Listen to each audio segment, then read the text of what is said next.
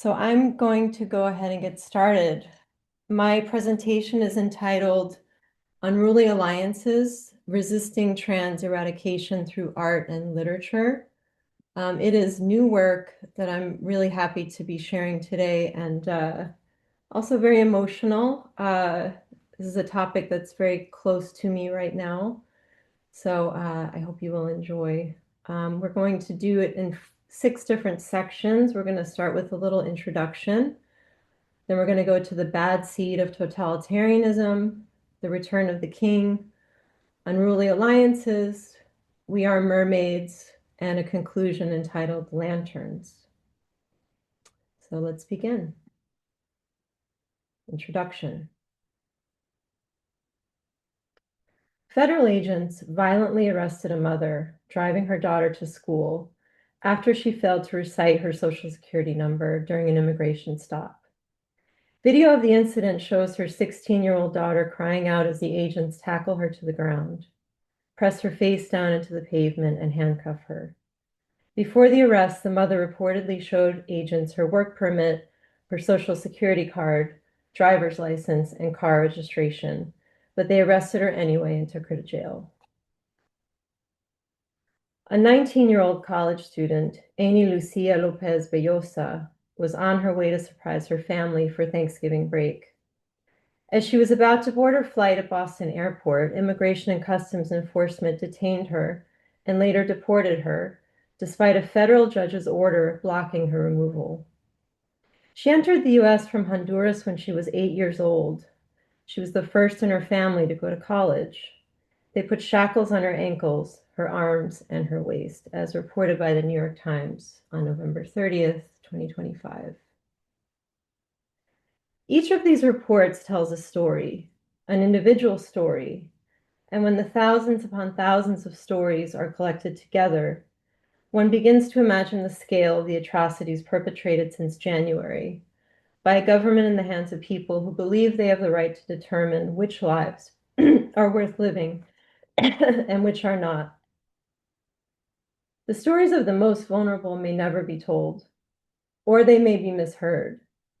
In a world of words where meanings change to fit the needs of power, where words are weapons and cannot be trusted, terror makes its daily visitation through social media feeds or through violence experienced in real time.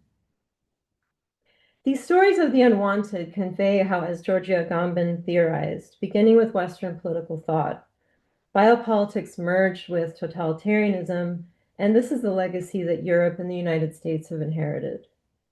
However, while the 20th century has come to haunt the 21st in the form of structural similarities, historiographical differences also matter.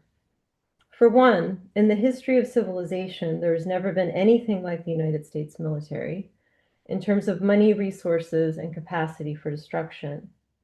A militarized police force, which is actually a combination of ICE, Border Patrol, and local city and state police, is now turned against the population.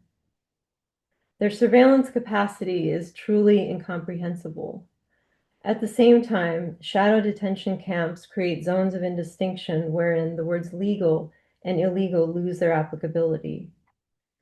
Trump, as a new kind of sovereign, marks the rise of techno-totalitarianism, in which biopolitical governmentality merges with novel technical rationality, which at its limit point means self-distinction. However, as history also tells us, the subject does not just disappear in totalitarianism, and human agency persists. I'm using agency here rather than resistance to mark that I'm not talking about protests, though I think it's very important to lift up those stories as well, as they are grossly underreported in the American media.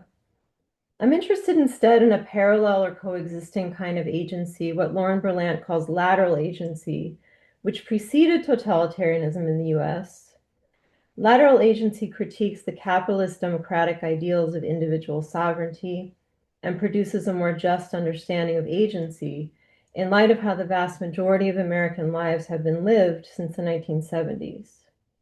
However, times have changed quite a bit since Berlant coined the term in 2008. My application of lateral agency pays attention to both enduring through crises manufactured by the Trump regime and undramatic living in a mode of life-making rather than life-building. Or as Berlant phrases it, floating sideways in the present tense of food insecurity rather than swimming out toward a majestic horizon. Unruly alliances is a term I've been using to identify unlikely bonds that form across identity categories within these environments and episodes of life-making. They are also defined by their creativity and thus their potential relationship to art and imagination. Play, the arrest of capitalist time, the unrealistic utopian dream, these are the adhesives that bind unruly alliances together. Returning to Herbert Marcuse, I make the case for art as a catalyst for change in the long run. I turn to trans and disability poetics and how in their embodiedness, poems speak back to biopolitics and totalitarianism regardless of who is able to hear. Rather than suppress precarity in the plural, they give room for the dangers and pleasures of speaking and being heard. Poems become containers for remembrance, reminders of what survives after the terror has passed. Okay, so the second section, the bad seed of totalitarianism. This is the great lie of mass migration. You are not just importing individuals, you are importing societies. No magic transformation occurs when failed states cross borders. At scale, migrants and their descendants recreate the conditions and terrors of their broken homelands. Stephen Miller on abruptly ending immigration requests from Afghan nationals on November 26, 2025. Departing from Foucault, Agamben locates the origin of biopolitics in ancient Rome and Greece, stating that this was when natural life, what I'm calling life itself, was first included in the mechanisms and calculations of power. In ancient Greece, life itself was separated out from political life, which was reserved for men of exceptional status. The state of exception and the sovereign right to kill, to make a decision on human life, begins here. And for Agamben, quote, it is as if male citizens, sacred to their own fathers, had to pay for their participation in political life with an unconditional subjection to a power of death. Agamben named such a man Homo Sacer, a sacred man who can be killed but not sacrificed, as per the order of a divinely authorized royal sovereignty. It is through this sacredness that life itself was originally included in the juridical order. In fact, life must remain sacred to be taken in by the sovereign exception. This is a paradox that Western political thought cannot resolve. Modernity marks a turning point, particularly with democracy, when human life moved to the center of politics and the human became a thoroughly political being, a subject of political power rather than an object. Modern Western nation states merge technologies of the self, what Foucault described as the ways a person objectifies themselves through understanding their identity and becoming a subject, with the totalizing structures of modern power. Individuals bind themselves simultaneously through identity to an external power, creating a double bind that cannot be undone. What I'm calling the bad seed of totalitarianism became visible around World War I when the figure of the refugee, who should have embodied the rights of man enshrined in the constitutions, instead plunged the concept of rights into a radical crisis. The conception of human rights as a rent broke down at the very moment when those who professed to believe in it were for the first time confronted with people who had indeed lost all other qualities in specific relationships, except that they were still human. The basis of the modern nation state is not man as a free and conscious political subject, but rather life itself, the fact of birth, determines the passage from subject to citizen, a citizen invested with the principle of sovereignty.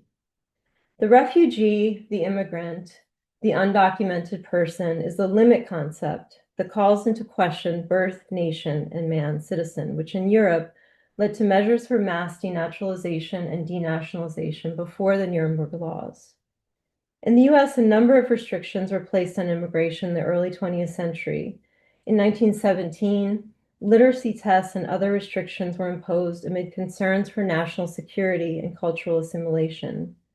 In 1924, Asian immigrants were banned entirely, and the number of visas for Eastern and Southern Europeans were reduced significantly. The truth of our time, according to Agamben, is that Homo sacer became capable of being killed to an unprecedented degree, and that therefore the bare life of Homo sacer should concern us all, he writes. Sacredness is a line of flight still present in contemporary politics, a line that is as such moving into zones increasingly vast and dark, to the point of ultimately coinciding with the life itself of citizens. If today there is no longer any one clear figure of the sacred man, it is perhaps because we are all virtually hominis sacri. With life itself at the center, democracy can quickly transform into totalitarianism. The German philosopher Karl Lewis was the first to define totalitarian states as biopolitical, and to assert that democracy and totalitarianism are contiguous or next to or together in sequence. And he believed that while biopolitics became visible in the 20th century, quote, the river of biopolitics that gave Homo sacer his life runs its course in a hidden and continuous fashion. Throughout the formation of bourgeois democracy and the development of mass industrial society, difference was neutralized, race, ethnic, gender, religious ability, etc., to invent the political body comprised of the abstract individual, whom we know was white, Christian, male, and propertied. A decision on what to do about these differences was and is postponed, often in the form of literal temporal delay. The neutralization and postponement of a decision on plurality is a quality of this bad seed of totalitarianism.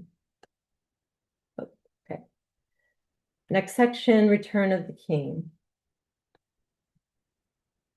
We're human beings, we're not dogs. We're like rats in an experiment. I don't know their motive for doing this, if it's a form of torture. A lot of us have our residency documents and we don't understand why we're here. Anonymous person detained at Alligator Alcatraz, a tent camp in the Florida Everglades, as reported on July 9th, 2025.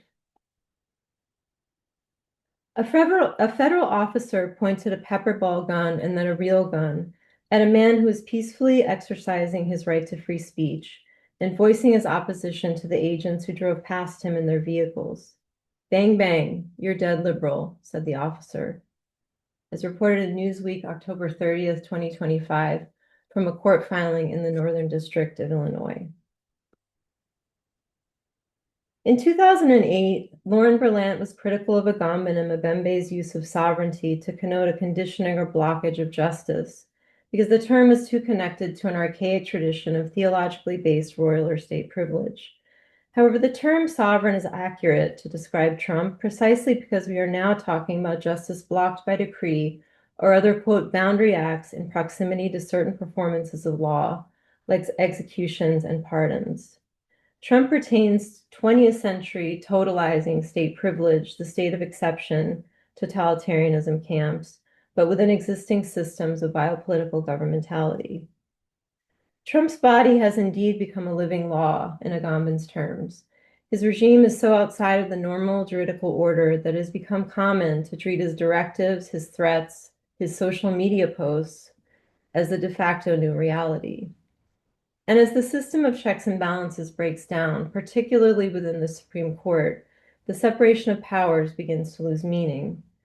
Trump as sovereign does not need the law to make law, and I want to definitely lift up recently, it was announced that his administration needed no other justification than their own to continue murdering civilians in the Southern Caribbean and the Eastern Pacific. We could call this extrajudicial, and we would be right, but in reality, his actions need no legal rationale. Trump needs no justification, therefore, to create a network of shadow detention camps across the country or turn any space into a camp using militarized police, creating multiple zones of indistinction. Zones of indistinction result from the fact that in the state of exception, one can no longer tell the difference between what or who is included or excluded. A zone of indistinction can mean the ordering of space through taking controlling land and or ordering of justice and the law. An example of the latter would be the recent issue of passports for trans people, which now must be issued using the sex assigned at birth. Though the matter is still being adjudicated, that's come to mean very little actually. This restriction sends a clear message that trans people only belong to the nation if they disavow their transness. If it is so that in essence the camp is the materialization of the state of exception, then Agamben argues that we are in the presence of a camp each time the more normal order is de facto suspended, and where the level of the atrocities committed depends not on the law, but on the civility and ethical sense of the police, who temporarily act as sovereign. Arendt wrote quite simply in Origins of Totalitarianism that the one principle that supports totalitarian rule is that everything is possible. So on the left, we have demonstrators bearing reinforced banners clash with police in broad view outside an ICE holding facility, which is not far from me in Chicago. On the right, we have an unidentified federal agent firing a chemical weapon into Reverend Jorge Bautista's face during a protest outside of Coast Guard Island in Oakland. And that was on Thursday, October 23rd, 2025. These are all very recent. The person detained by ICE is not just outside the law or made indifferent to it, but is rather abandoned by it, quote, exposed and threatened on the threshold in which life and law, outside and inside, become indistinguishable, end quote. The Trump administration has at its disposal surveillance technologies that has not yet been weaponized to this extent. American cities are now public biopolitical spaces that for Agamben cannot be reconceived of or redesigned, as long as life itself is at the center. So what I have come to sort of feel is that we need a more mobile 21st century theory to account for this unprecedented expansion of the zones of indistinction. And we would want to, in that process, strengthen the concept of indistinction per Berlant, which would allow for discussions of the ways democracies have always already parceled out freedom and legitimacy in all sorts of formal and informal ways. So on the left is a line of persons with their hands cuffed behind their backs with ICE officers standing by during a workplace raid. And that is a photo from ICE, published in the Associated Press. And on the right, we have a demonstrator kneeling in front of federal agents in a farm field during an immigration raid in Camarillo, California in July of 2025. The so-called crisis always begins with the body of the immigrant, meaning that the old mechanisms holding together land, order, and birth have broken down all across the Western world. Beginning in the late 19th century, this breakdown required the camp as the new hidden regulator of the inscription of life in the order, or rather the sign of the system's inability to function without being transformed into a lethal machine. The democratic neutralization of difference and postponement of pluralism becomes extermination of difference and obliteration of pluralism. At this point in the US, the line dividing bio from thanatopolitics is no longer a stable border, dividing distinct zones. Rather, decisions on life that are quickly becoming decisions on death. As long as life itself remains at the center of politics, we can expect new formations of this kind. As long as the nation provides this pure source of identity that is defined and further purified through exclusion, language, blood, and land. So, all that said, we're going to move on to unruly alliances. For our moment, any concept of agency for the subject needs to fully account for the suffering, injury, and death of the present. We cannot cover over that, but also existing suffering, injury, and death. Berlant uses lateral agency to take seriously affective forms of engagement with the environment of slow death. Slow death describes the mass deterioration of body minds post-1970s in the US, in which deterioration came to define a particular population's lived experience and history. This means folks in the US are today living in coexisting temporalities, as fast dying and slow dying pile on top of each other. Lateral agency, Berlant theorizes, is a form of spreading pleasure, which I argue intervenes in techno-totalitarian time. It doesn't replace individual sovereignty as a concept, but provides a way to talk about either life as neither something one always strives toward, nor submission to structures of power, neither only pleasure nor only numbness. Berlant proposes the importance of small acts in which the lie of scarcity is demystified, which are not always part of identity formation, though can be, but rather part of a necessary self-forgetting. For Belant, it can simply mean, quote, making a less bad experience, end quote. I am seeing how I and others find refuge in repetitive acts that produce an experience of what she calls self-abeyance or suspension of the self, of floating sideways. While it also does not and should not replace mass resistance, civil disobedience, or confrontations with power, lateral agency is an opportunity to lift the rock of our own lives, to give ourselves and others grace, which can build toward resistance, but perhaps a stumbling rather than a marching toward resistance. In conversation with similar lines of inquiry in trans and crip studies, it is an admittance that bodies and lives are not just projects, but sites of interruptive agency or detachment from the self. Unruly Alliances, which I introduced in my first book, thinks with and beyond normative agency in what Berlant calls the environments and episodes of ordinariness. With Unruly Alliances, I wanted to convey the kind of spatial and temporal mobility that mark relationality under duress, or in times of both slow and fast dying. Alliances are unruly because they are occurring in unpredictable conditions and temporalities, and therefore can and do form in the neighborhood, the workplace, the chain supermarket, the lines in administrative offices, or remotely across distances, which goes against the ableist assumption that physical proximity is needed for relationality. Within the 21st century multimodal conception, which I was discussing earlier, of camp or detention or de facto suspension of law, unruliness moves further away from personal sovereignty, which implies intent, clear meaning, and impact. Rather, those relationships form alongside and beyond normative modes of agency and resistance. It's a way of theorizing how we float sideways together toward the kind of plurality that democracy represses and eventually eradicates. I wrote that the time of unruly alliances is a time of possibility and of the unknown. With lateral agency, we can start to broaden what agency and resistance look like. However, they do not aspire to something as monumental as coalitional politics, or not quite. It may be a refusal, not necessarily something as grandiose as what Marcuse calls a great refusal, but rather one that results from being spent. They are not necessarily identity-based, and they may not even be built on the same exact agendas.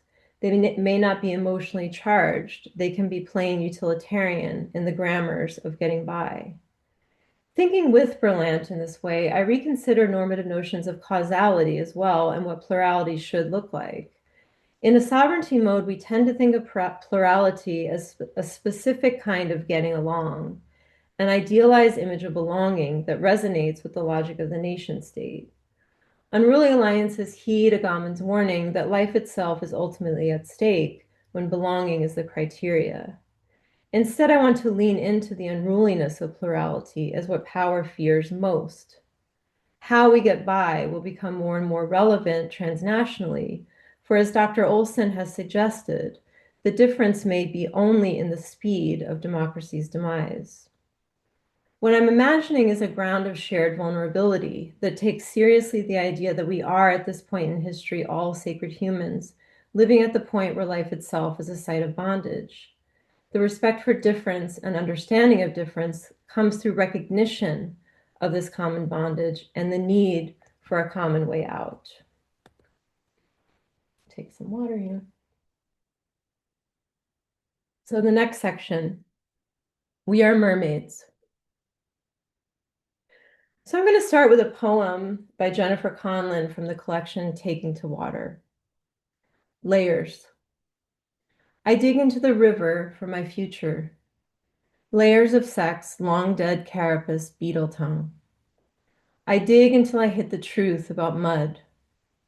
My gender is a war between layers. Fishbone on fishbone, make my gravestone.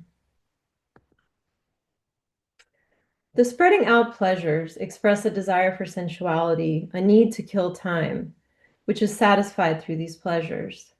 The sensual is also where creativity is accessed, where art happens and where this aesthetic is enjoyed. For Marcuse, it is also where new desires for freedom are kept safe. In fact, in the aesthetic dimension, he wrote, that aesthetics becomes even more important when the chances for political change are remote. So once again, I'm thinking about history as a resource for understanding how totalitarianism deadens the spirit, numbs and distracts as the river of biopolitics continues its hidden and continuous course. Marcuse understood intimately this deadening of the spirit as he drew upon his own experience fleeing National Socialism. Stripped of his political existence, his bios, he needed to find some model of internalized agency. In an essay called Some Remarks on Aragon, Art and Politics in the Totalitarian Era, he made key discoveries on how this agency could be accessed. But ironically, he didn't look to direct political representation, but to French love stories and poems written during and shortly after the occupation. Even before it was a topic among philosophers, he reflects that direct representation of the political could not move the senses, but oblique reference could, within a human story that somehow preserves in literature a promise of happiness which, quote, in the face of terror, is freedom's last resort, the glimpse of it available in those conditions, end quote. In fact, the more immediately political a work is, the more the power of estrangement and, quote, the radical transcendent goals of change, end quote, are reduced. Questions of representation and authenticity became, of course, more pressing after the war, and Adorno and Marcuse especially theorized that art can also make depictions of suffering acceptable, so that the real suffering is no longer unacceptable. For Paul Éluard, in a country where thirst, filth, hunger, and silence were the daily realities during the war, the poem Liberté, written for the French resistance, was about more than love of country, but the reclaiming of love and sensuality. This poem was written at a time when French publishers had to self-censor, and by 1943, just under 1,000 titles had been banned, mainly books written by Jews or books hostile to Germany. However, Liberté was mistaken for a love poem, and thus evaded the censors. It was then printed in England in miniature format to be dropped by airplane over France as part of the Allied propaganda campaign to remind the French through literature of their heritage and culture. And I just want to pause for a second, and I want to imagine just for a moment love poems dropping from the sky all across the United States. Marcuse understood that love is real in these stories and poems, even if it is only happening in the mind, and even if that love is destroyed by the totalitarian project. Something survives under the surface as fate takes place regardless. He writes, chance or fate, the encounter at the crossroads, the encounter of the lovers, but also the encounter with hell. Even in a technically all but perfect totalitarian system, only the forms of fate would change. Marcuse also perceived in some notes the need for human withdrawal in the face of terror, something that marginalized groups already understand, but not always as something willed. Withdrawal is not cowardly self-preservation in this case. It expresses both the need to preserve the sensual and to create an essential critical distance. This was the core of Marcuse's aesthetic theory. Art offers opportunity for withdrawal and retreat from established society and ideology, and entry into another dimension of existence, which gives one the fuel to critique and to see clearly, to think. In capitalist democracies, feeling, critiquing, and thinking are considered not work. Thus, those activities are outside of consumerism and labor. They provide room, a buffer against the renunciation and subjection that announce themselves daily here in new orders, new justifications, and novel forms of cruelty. Through trans and disability poetics, we can begin to ask what non-conforming body minds more generally allow us to know. Trans withdrawal for Cameron Awkwardrich has been mischaracterized as trans maladjustment, but considering Marcuse, we can see it as a vital response to misrecognition and hate, a form of ethical engagement with the world. The contemporary trans poet, as what Awkwardrich calls a lyric subject, is defined by both an absolute interiority and publicity. Time assumes a new character, as lyric takes place in an expanded interior temporality, which I feel is a place of lateral agency, a series of moments or episodes layered on top of one another.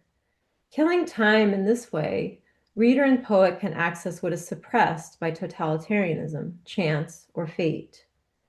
In line with Marcuse's insistence on remembrance, trans poets make visible through the medium of water what is and what could be, both within and beyond the present social conditions. Furthermore, water allows an even more direct access to what Marcuse describes as the oceanic feeling produced by the aesthetic with all of its pleasures and perils. This feeling can be accessed in Stephanie Bird's poem, We Are Mermaids. We are mermaids. The salt of the ocean is always the salt of tears, melancholy, but at the right dilution or concentration, life-giving. It has been there since before the beginning of tragedy, when what would become of us was just trying to get through the day. We know the consistent waves as they ride fortune's helical gears, sacrificing their poise for their careers, need not be the only mode of living. Look down. The Thermophiles sip at the fumaroles whose sulfur steam would kill a human being. They love it here. And the mottled, diffident ray-fin fish known as zoarchids or eel pout, all shrugs and S-curves, choose to nose along the floor of the rough world. They are both predators and prey, with gills and wide-set eyes instead of a face. You don't have to be useful. You are not required to come up with something to say. You can spend your life benthic or brackish, subsisting and even thriving, where a fingertip comes away saline and still refreshing, exploring the estuary, the submerged lip and congeries of overlapping shores on the green-black water, the harbor, the bay. You can live with your doubt. That's why it's yours. Some of us are going to be okay. The statement, you don't have to be useful, soothes and again gestures toward this idea of asociality as withdrawal from totalitarianism. You don't have to confess your transness, which often demands coherence in the retelling. You can be doubtful, questioning, and you can own that doubt yourself. You will not be forced to demonstrate your value, not here. The fact that the ocean, quote, has been there since before the beginning of tragedy, end quote, suggests the remembrance of happiness that only the aesthetic can hold. But tragedy threatens at the edges as the last line reveals that only some of us are going to be okay. Poems are calls to the other, a way to reach for the other in the floating sideways of lateral agency. This connection is achieved in disability and trans poetics through what Bobby Noble cites as the breakdown of language, grammar, and intelligibility when pressed under the weight of paradox. The paradox of embodiment under systems of control and the paradox of finding each other through mutual precarity connect Awkward Rich's project to Michael Davidson's distressing language. Davidson wrote the book after experiencing his own hearing loss when he became more attuned to, quote, mishearings, misunderstandings, and misspeakings that constitute daily social interactions, end quote, including captioners and dictation services which are full of mistranslations. Merging deaf and sound studies through crypt theory, he presents poetry that takes the breakdown of language, grammar, and intelligibility as form and content. Through the poems, we developed a shared understanding of, quote, the recursive character of all communication as we grope toward understanding in a world of words. And I would add, in a world where people are bombarded with conflicting information and where meanings of words constantly change to expand the zones of indeterminacy, where words justify terror. Poetry, in expressing intelligibility, obliquely referenced pain and suffering while pointing to other possible worlds, in which what James Berger calls the disarticulate figure challenges and eventually shifts the totality of the social symbolic order. Davidson wants to both bring the disarticulate other to the foreground, including folks who have speech impediments, cognitive disability, deafness, neurological condition, and questions ideas about futurity that imagine no more, quote, distressing conditions, symptoms, diseases, desires, debility, end quote. While many of the poems in his book are disabled, the point is to expose Also the idea of perfect mutual understanding as a willful fantasy. Perfect mutual understanding can only be achieved disingenuously through false claims to belonging. Incomplete understanding, developed through imperfect body minds, lead to a different narrative of community and kinship that aspires toward unruly alliances. Poetry is fundamentally other to technical rationality. It is anathema to the efficiency of mass deportations, the banning of books, or eradication of non-conforming body minds. Poems, however, briefly emancipate sensibility, imagination, and reason, leading to recognition of the present and eventually its indictment. As Marcuse writes of art, quote, "It communicates truths not communicable in any other language. It contradicts," end quote. Davidson writes about the poet Larry Eigner, a central figure in the post-war poetry movement and whose mobility and voice have been severely affected by cerebral palsy from birth. However, his poems catalyze a broader reflection on what it means to speak well, and how not speaking well under this regime can lead to humiliation, imprisonment, and death.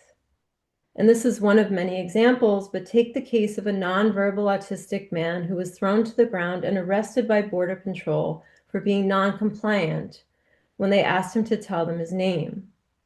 And this is one of a number of reports of disabled immigrants whose gestures, body language, and speech are willfully misread. As Davidson writes, sounding good often marks the horizon of what constitutes a national subject. The video of this man's arrest shows how such persons who can't speak or speak well are linked to the animal or non-human world, a theme Eigner addresses in an early poem. I have felt it, as they've said, there's nothing to say.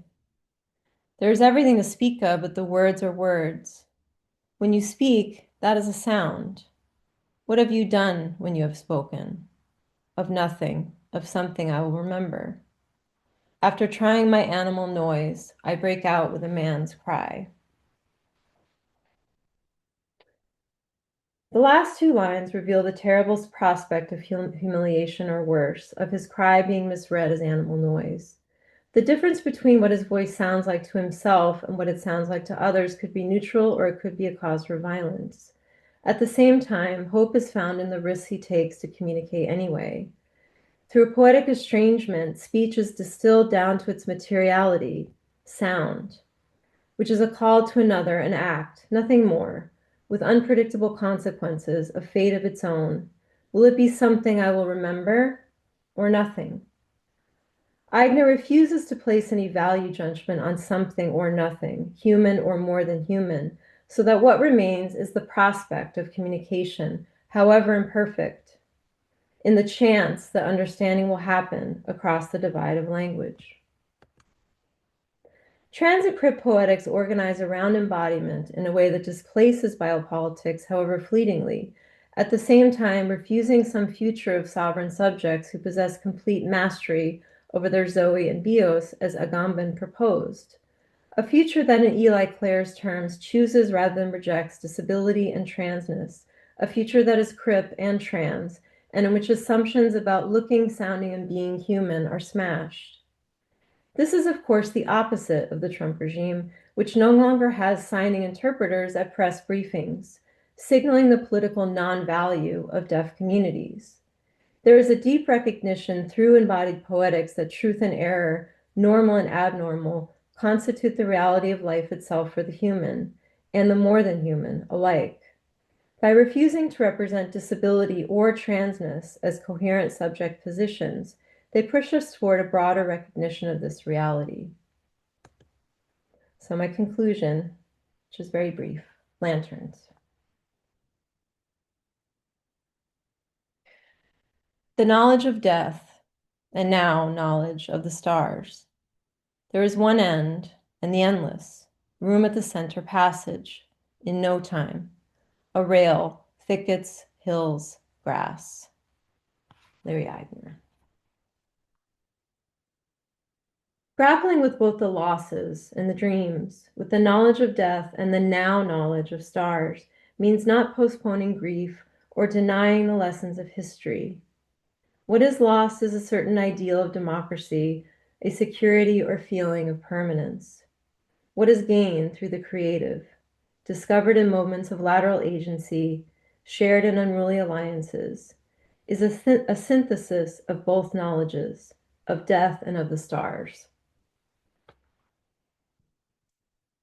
We can envision together the poems like lanterns falling from the sky, the containers for safekeeping the future.